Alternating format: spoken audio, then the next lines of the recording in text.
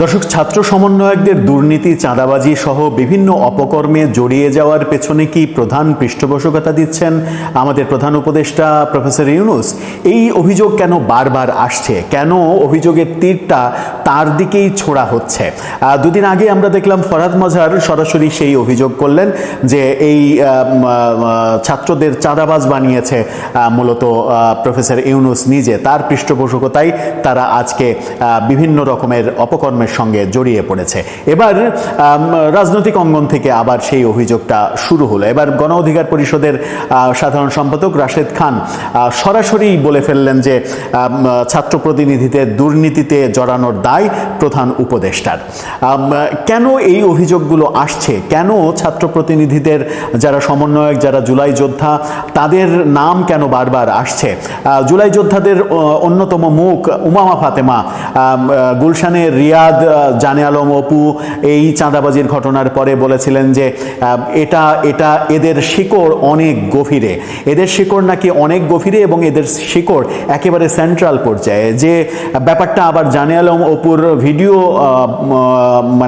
বার্তায় আমরা পেলাম, 35 মিনিটের ভিডিও বার্তায় জানে আলম অপুও একই কথা বললেন যে এই রিয়াদের শিকড় অনেক গভীরে এবং সেটা উপদেষ্টা সহ এনসিপির টপ নেতাদের সঙ্গে তার শিকড় এবং তারাই একে পরিচালনা করেন।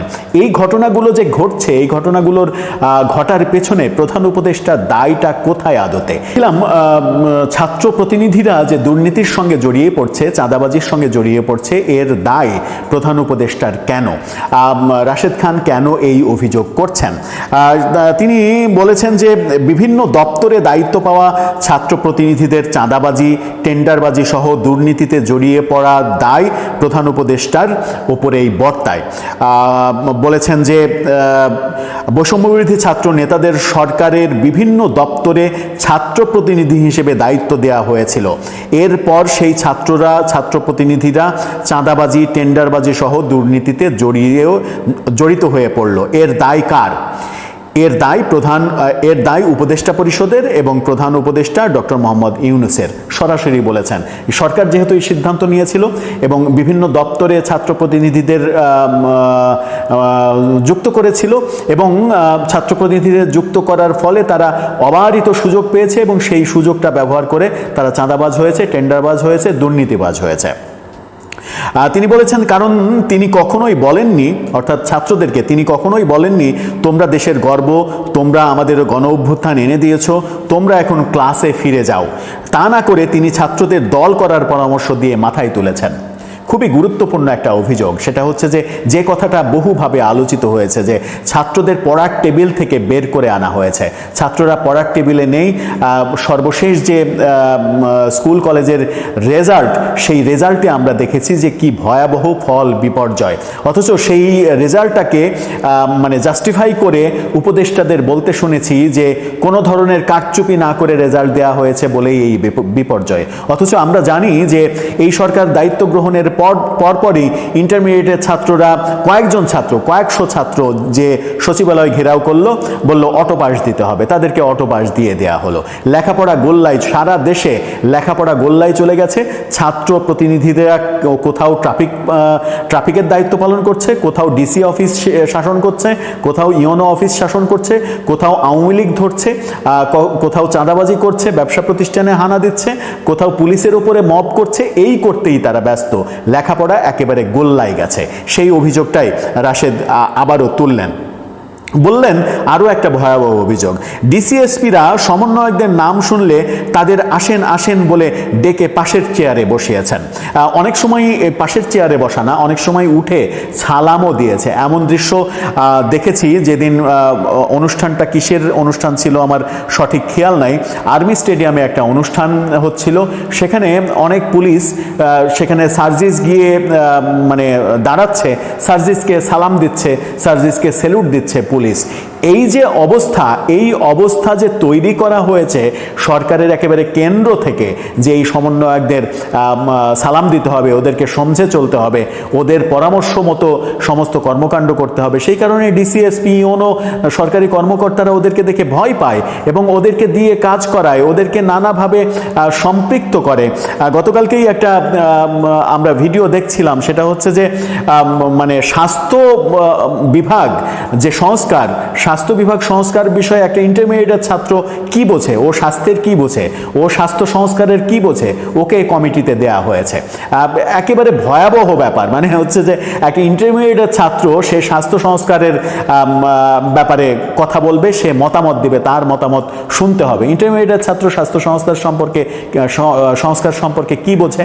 একজন এমবিবিএস পাস ছেলেই যে এমবিবিএস মাত্র পাশ করলো, সেই স্বাস্থ্য সংস্কার বিষয়ে কি বোঝে? কিছু বোঝে? কিছু বোঝার কথা।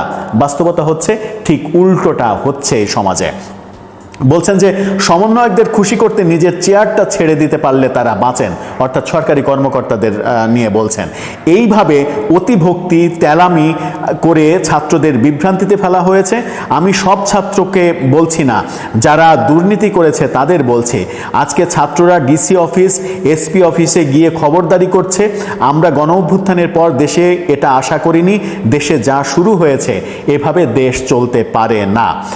অন্তর্বর্তীকালীন সরকারের উপদেষ্টাদেরও সমালোচনা করেছেন তিনি। বলেছেন, গণ অভ্যুত্থানের পর বর্তমান সরকারের উপদেষ্টাদের কাছে আমাদের অনেক আশা ছিল। উপদেষ্টারা তাদের সম্পদের হিসাব দিতে চেয়েছিলেন, সেটা জনসম্মুখে দেননি। সরকারের 1 বছরে দেশে কোনো রাস্তাঘাটের উন্নয়ন হয়নি, দুর্নীতি, চাঁদাবাজি, দখলদারি বন্ধ হয়নি, দৃশ্যমান কোনো সংস্কার হয়নি। সরকারের প্রধান উপদেষ্টা ডক্টর মোহাম্মদ ইউনূস ফ্যাসিবাদী শেখ হাসিনার বন্দোবস্ত টিকিয়ে রেখে কার্যক্রম চালাচ্ছেন। এরকম নানা কথা বলেছেন। বাস্তবতা কিন্তু তাই। দেশের রাস্তাঘাটের দিকে তাকালে যে অবস্থা, সেই অবস্থা খুব সহজেই মানে লক্ষ্য করা যায়, বোঝা যায়। এবং সেটা হয়েছে কেন? সেটা হয়েছে যে দেশে গত 1 বছরের বেশি সময় ধরে কোনো জনপ্রতিনিধি নেই। তো জনপ্রতিনিধি যদি না থাকে, তাহলে মাত্র এই 20-24 জন উপদেষ্টা কিভাবে এই 68,000 গ্রাম বাংলার এই দেশটাকে কিভাবে মানে চালনা করবে? তাদের পক্ষে কি আদৌ সম্ভব? এটা সম্ভব না। সম্ভব না, অসম্ভব জেনেও তারা সমস্ত স্থানীয় সরকার প্রশাসন ভেঙে দিয়েছে। ভেঙে দিয়ে একটা একেবারে বিদঘুটে পরিস্থিতি তৈরি করেছে। ছাত্রদেরকে উস্কানি দিয়ে, ছাত্রদেরকে মানে আহ্লাদ দিয়ে, ছাত্রদেরকে সুযোগ করে দিয়ে তাদেরকে চাঁদাবাজ বানানো হয়েছে, টেন্ডারবাজ বানানো হয়েছে। তারা লেখাপড়ার কথা ভুলে গিয়েছে। কারণ পকেটে যখন কম বয়সে টাকা আসতে শুরু করে, এই যে রিয়াদের কথাই ধরি, সে বিশ্ববিদ্যালয়ে 2nd সেমিস্টারে সম্ভবত পড়ে, তার এলাকা থেকে যাদের সামর্থ্য আছে তারা চাঁদা তুলে তার পড়ালেখার খরচ চালিয়েছে আজীবন। অথচ সেই ছেলে আজকে 100 কোটি টাকার মালিক। সেই ছেলে 2.5 লাখ টাকার দামের গরু কিনে কোরবানি দেয়। এই পরিস্থিতি দেখে রিয়াদের এলাকার লোকজনই তো হতবাক। তো এই পরিস্থিতি শুধু রিয়াদ ধরা পড়েছে তা নয়, সর্বক্ষেত্রেই দেখছি আমরা। রাজশাহী বিশ্ববিদ্যালয়ের যে সমন্বয়ক আম্মার, তিনি 76টা সরকারি প্রতিষ্ঠানে চিঠি দিয়ে চাঁদাবাজি করলেন অনুষ্ঠানের নাম করে। সেই অনুষ্ঠান তো হয়নি। সেই চাঁদাবাজকে আবার এখন দেখছি প্রকাশ্যে বিভিন্ন অনুষ্ঠানে, রাজশাহী বিশ্ববিদ্যালয়ের প্রশাসনদের সঙ্গে বিভিন্ন অনুষ্ঠানে বড় বড় বক্তৃতা দিচ্ছেন, বড় বড় জ্ঞান দিচ্ছেন, জ্ঞানের কথা দিচ্ছেন। অথচ তার বিরুদ্ধে সরকারের কোনো পদক্ষেপ আমরা দেখিনি। যখন অপরাধীর বিরুদ্ধে কোনো পদক্ষেপ নেওয়া না হবে, তখন তো এই অভিযোগ আসবেই যে অপরাধীকে আপনি পৃষ্ঠপোষকতা দিচ্ছেন। এই পৃষ্ঠপোষকতা দিয়ে একটা গোটা প্রজন্মকে ধ্বংস করে দেয়া হচ্ছে, যার ফলাফল বাংলাদেশ বুঝতে পারবে একদিন, যেদিন একটা মানে যেদিন আসলে পস্তায়ও কোনো লাভ হবে না, হাই হাই করেও কোনো লাভ হবে না। সেদিন শুধু মনে হবে যে কত বড়